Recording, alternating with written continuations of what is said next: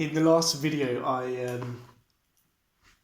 was trying to remember another aspect of landscape scale patriotism. And I think I've just about kind of gathered my thoughts and recollections on the topic. So we were talking about a county in England, Devon, which is a very beautiful rural county on the coast, and it has a very unique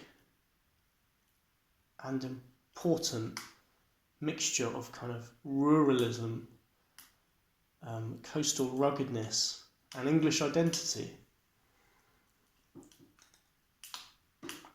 And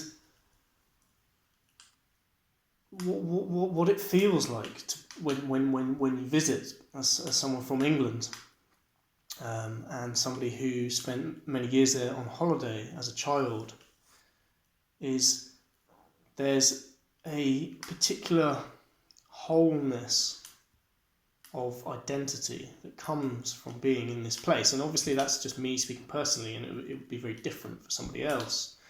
And somebody born and raised with family for generations in Devon would probably mock this idea that I'm some kind of outsider even passing comments on their place, and I think that's perfectly fine. I'm very happy to admit there's a bit of a bit of a hypocritical conundrum there, but the sense of patriotism that comes from being there is that you feel more complete as a person. And I don't think this has been articulated very well. So a lot of the criticisms of patriotism and patriots are that they look backwards to this nostalgic, non-existent golden era, you know, where everybody, let's say, was white, or everybody was of the homogenous culture, you know, and guess what? They're of that culture and you're not, so tough luck. And I think that criticism has some validity, but not for the reason that many people think it does. So the real reason that criticism isn't especially helpful is that patriotism is not a dead, fossilized philosophy. It's alive. It's all around us. So, you know, the feeling that I had in Devon was, this place matters, you know, and I would want this place to be preserved, you know, and anything that people can do to kind of, let's say, slow down this kind of mania of progressivism and this fanaticism of change, anything that can be done to slow it and, you know, kind of disrupt that default setting of change for the sake of change. Anything that can be done to do that is a positive thing, and that's the kind of feeling that I had.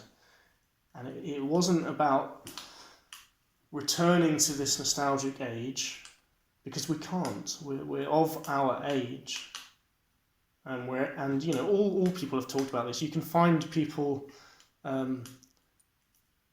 bemoaning the loss of place and identity, and, you know, having nostalgia for a prior time. You can find that at every age, and you know, in all parts of history. I read something a few years ago by a samurai, and it wasn't one of the very well known ones. It was just another kind of samurai writer, and he had this phrase that was just so succinctly put and so well articulated, and it was basically saying that, you know, the primitive simplicity that gave him kind of a very kind of easy kind of joy in living was lost and had been sort of corroded too much, and that they needed to return to this earlier time. But this guy was saying in say, I don't know, whenever it was, like the 15th century, he was saying, oh well here in the 15th century we've now lost that sense, and we had it in the the 50 years ago, maybe in the 14th century, but we keep losing it now. And I'm sure there's many other thinkers and writers and artists and poets who've tapped into that idea, but there is a mistake in doing that, which is, if that's the kind of modus operandi of your philosophy, whether it's patriotism or anything else, well, good luck, because it's going to be a pretty negative and defensive way to live. And that's where I think patriotism has been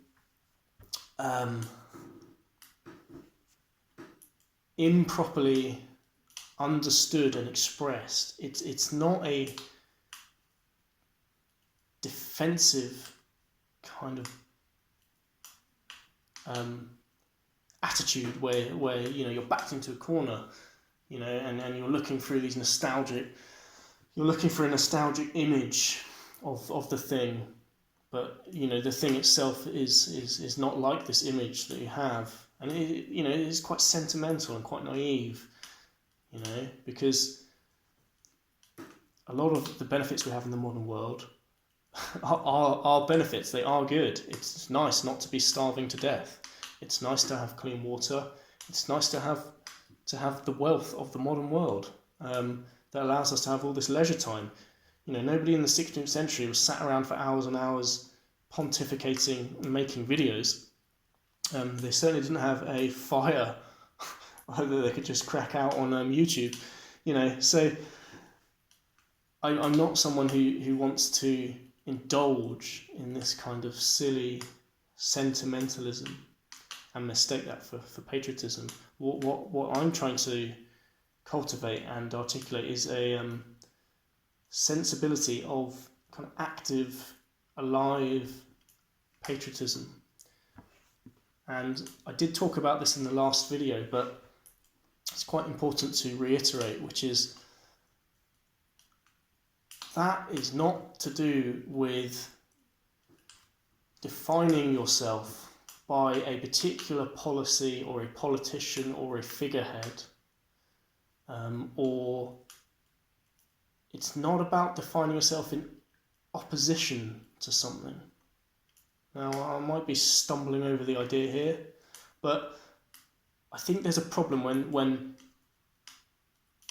the kind of central anchor of your identity or kind of orientation in a particular domain is one that's against something. So when you meet people who are like anti this, or you read their profile and it says anti-feminist, or my goal is to destroy this, or I am against that, it's like, well, that's all very well and good, but is that a fulfilling kind of complete way to live?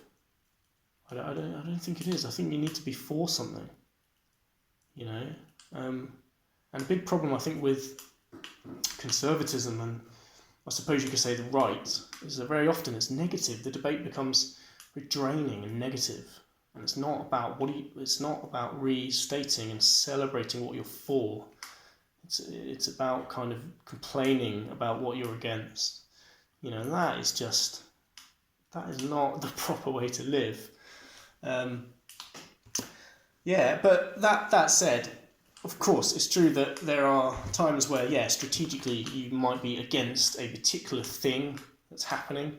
You might say, for instance, on this issue, I don't want that happening, and we need to basically destroy that in the political sense. And obviously that's necessary to have that kind of razor sharp, kind of laser guided focus on a particular issue. But overall, the overall philosophy has to be a positive one. So I've jumped around across a lot of different areas, and for anyone watching, if this is in any sense coherent, then all credit to you for kind of being able to kind of make sense of it. I'm going to keep trying to think about the importance of patriotism and what it means and how it does relate to the landscape, because I think it's a very valuable idea.